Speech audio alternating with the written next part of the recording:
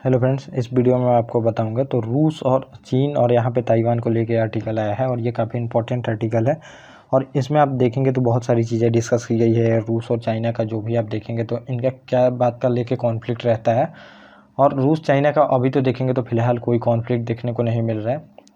क्योंकि अभी यूएस को टैकल करने के लिए समझिए यूएस जो जियोपॉलिटिक्स में देखेंगे सबसे बड़ा प्लेयर है एक, उसको पीछे करने के लिए या फिर देखेंगे उसको टक्कर देने के लिए ये दोनों देश साथ में आए हैं। और कोई भी देश साथ में आता है तो वो छोटे मोटे जो भी मुद्दे होते हैं उसको भुला देता है और भुला देता है। तो ये लोगों का भी आप देखेंगे तो बाउंड्री इशू चलता है, बॉर्डर इशू चलता है, जिसके वजह से अब यहाँ पे ताइवान के जो समझिए अभी राष्ट्रपति बने थे, कुछ दिन पहले ही देखेंगे राष्ट्रपति चुनाव हुआ था वहाँ पे। और चाइना जो है इनको अलगाववादी नेता मानता है, अलगाववादी नेता मानता है और इन्हीं की जीत हो गई थी। तो अब ये इंटरव्यू होते रहता है तो ये यहाँ पे बयान दिए थे अभी कि अभी जो रूस है तो ये काफ़ी कमज़ोर है, रूस काफ़ी कमज़ोर है। तो यहाँ पे चाइना को क्या करना चाहिए, चाइना को उसकी जो भी ज़मीन पे वो दावा करते रहता है पहले से ही। आप देखेंगे तो चाइना का है 13 देशों के साथ कंट्री, मतलब 13 कंट्री है जिसके साथ इसका बॉर्डर इशू मतलब कि बॉर्डर लगता है, जिसमें से समझिए 10 से भी ऊपर लोगों से आप देखेंगे तो इसका जो है बॉर्डर इशू चलते रहता है, जिसको लेके इन्होंने बताया है कि अब रूस के साथ भी कुछ एरिया को लेके आप देखेंगे कि इनका इशू चलता है। और इसके वजह से एक युद्ध हो भी चुका है रूस और आप देखेंगे तो चाइना के बीच में। लगभग आप देखेंगे तो 1979 के बीच में युद्ध हुआ था, जिसमें रूस ने बाद में चाइना को परमाणु हमले की धमकी दे दी थी, तब जाके चाइना वहाँ पे पीछे हटा था। तो वही एरिया समझिए उस टाइम भी नहीं ले पाया चाइना।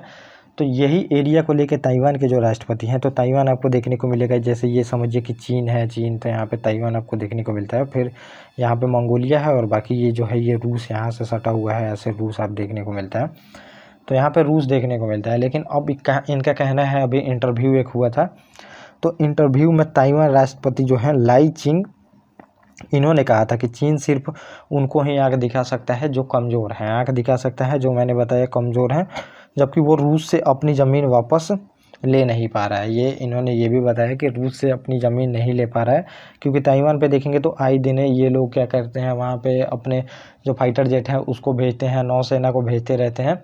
और इसको लेके आप देखेंगे तो यूएस के साथ भी इनका कॉन्फ्लिक्ट हमेशा से बना रहता है, कॉन्फ्लिक्ट बना रहता है। अब यूएस के लिए आप देखेंगे तो ताइवान जो एरिया है समझिए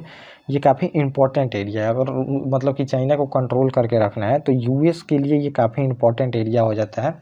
एक द्वीप जैसा ही है समझिए। तो यहाँ पे अगर समझिए यूएस का हमेशा से इन्फ्लुएंस बना रहता है तो यहाँ पे उसकी आर्मी आ सकती है, नेवी आ सकती है, एयरफोर्स आ सकती है और यहाँ पे स्टे करके चाइना पे अटैक किया जा सकता है जब भी इनके बीच में युद्ध होता है। तो इसके लिए स्ट्रेटेजिकली आप देखेंगे तो काफ़ी इंपॉर्टेंट हो जाता है ताइवान,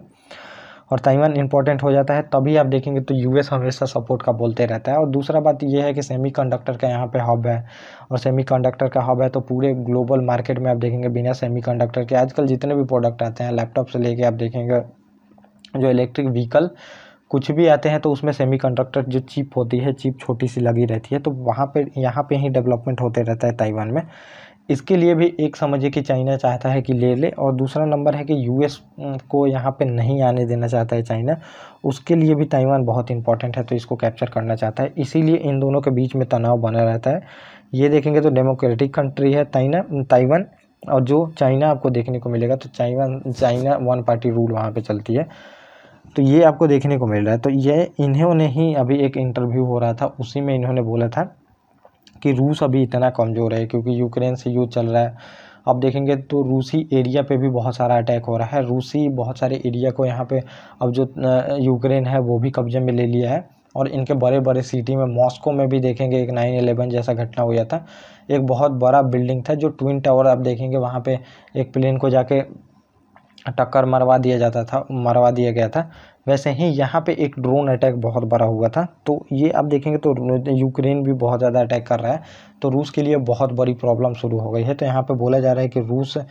मतलब बहुत कमज़ोर हो गया है, कमज़ोर तो हुआ ही है, इकोनॉमिक सेंक्शन भी बहुत ज़्यादा लगी है, बहुत पहले से ही लगी है। उसके बाद आप देखेंगे हथियार भी इनका बहुत ज़्यादा यूज हो चुका है यूक्रेन के युद्ध में।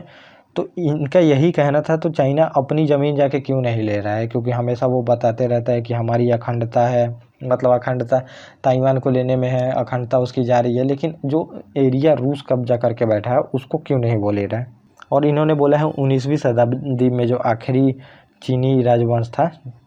तो चीनी राजवंश था उसने मतलब समझिए अब आखिरी टाइम जब इन लोगों का चल रहा था तो हो क्या रहा था, कोई भी देश यहाँ पे ऐसी ऐसी संधि कराई जा रही थी इनसे, और जो इंडिया है उसको लेके भी देखा जा मतलब बताया जाता है कि इसी सब को लेके विवाद चलता है,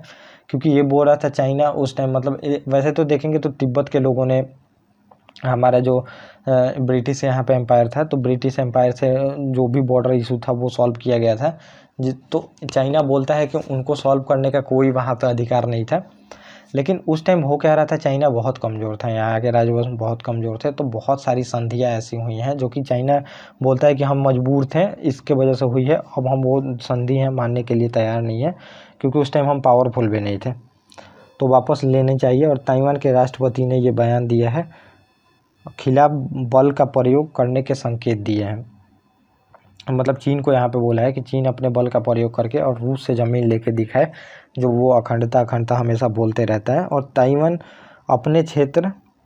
का मानता रहा है। तो चीन का ताइवान के साथ विवाद यही है, क्योंकि पहले आप देखेंगे तो ताइवान को जो देखेंगे तो ताइवान पहले जापान के कब्जे में था, ऐसा नहीं है कि इनके कब्जे में था, जापान का एरिया हुआ करता था। जो शिंजो जापान युद्ध हुआ था, 2 शिंजो जापान युद्ध देखने को आपको मिलता है, एक तो पहला हुआ था और एक दूसरा देखने को मिलता है, तो दूसरे में ही सेकेंड वर्ल्ड वॉर भी उसी टाइम स्टार्ट हो गया था,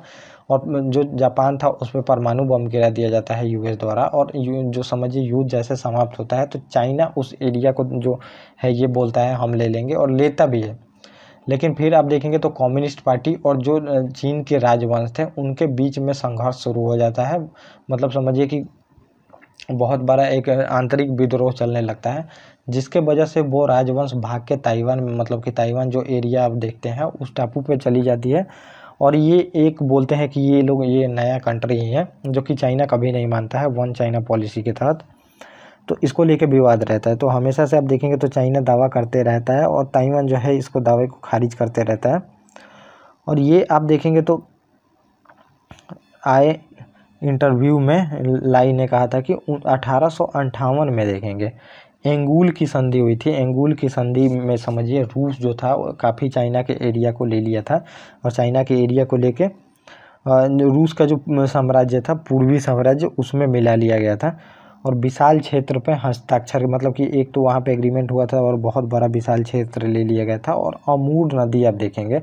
तो अमूर नदी को ही रूस और चाइना के बीच में अभी बॉर्डर माना जाता है, तो उस एरिया अमूर जो नदी के उस टाइप का एरिया था जो रूस के साइड लगता है, तो उस एरिया को रूस को काफ़ी दे दिया गया था इनके राजवंश द्वारा, जो कि उसको लेके एक बार युद्ध हो भी चुका है, और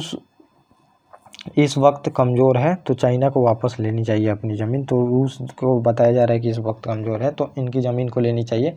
ऐसा कभी नहीं हो सकता है। अगर ये लेना चाहे तो इन लोगों के बीच में रिलेशन सही नहीं होंगे, तो यूएस को काफ़ी फ़ायदा हो सकता है, काफ़ी फ़ायदा हो सकता है। यहाँ पे आप देखेंगे तो नॉर्थ कोरिया, चाइना, रूस, ईरान, ये लोग एक अलग ही गुट बनते दिख रहा है, तो ये लोग कभी नहीं चाहेंगे कि इसमें फूट डले, क्योंकि यूएस के पावर के ओवरकम करके ऊपर आना है, तो उसके लिए हमें मतलब काफ़ी इंपॉर्टेंट है इन लोगों की दोस्ती, तो ये दोस्ती में अभी दरार देना नहीं चाहेंगे। और पहले ये ताइवान को जो चीन है ये कब्जा करेगा, उस टाइम तक मतलब कि रूस की दोस्ती है और रूस का साथ इसको काफ़ी इंपॉर्टेंट है, और कुछ दिनों में देखेंगे तो ताइवान पर अटैक करके जो चाइना है वो लेगा ही लेगा।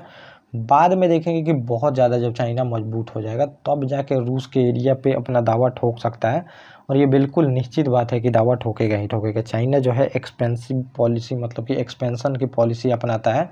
विस्तारवादी कंट्री है, हमेशा विस्तार का ही सोचते रहता है, लैंड कहाँ से वो ले सके ये सोचते रहता है। तो ये आप देखेंगे तो वैसा होगा नहीं, अभी तो होना बहुत ही मुश्किल है। तो ये ताइवान के समझिए जो प्रेसिडेंट हैं ये तो बोलेंगे ही। तो ये पूरा टॉपिक था जो मैंने आपको बताया। ओके गाइस, थैंक यू, और हम मिलेंगे अपने नेक्स्ट टॉपिक में।